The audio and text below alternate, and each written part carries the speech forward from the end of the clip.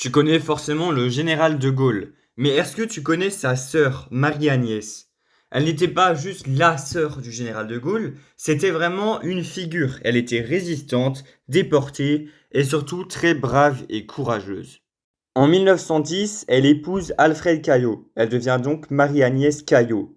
Sauf que lorsque la Première Guerre mondiale éclate, ses quatre frères partent au front et donc la famille de Gaulle risque d'être totalement supprimée. Donc elle décide de garder de Gaulle dans son nom de famille et devient Marie-Agnès Caillot de Gaulle.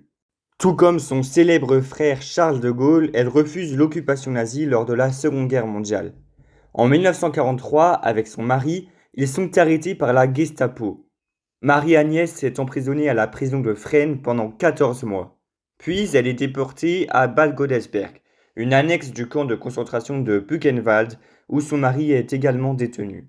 En avril 1945, alors que la fin de la guerre approche, Marie-Agnès est transférée au château d'Iter dans le Tyrol, où elle retrouve plusieurs personnalités françaises internées, dont Paul Reynaud et Édouard Daladier.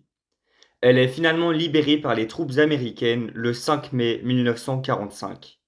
Marie-Agnès Caillot de Gaulle, après avoir fait partie de la Résistance, après avoir été déportée, après avoir soutenu son frère dans la politique, est décédée en 1982 à Boulogne-Billancourt, à l'âge de 92 ans.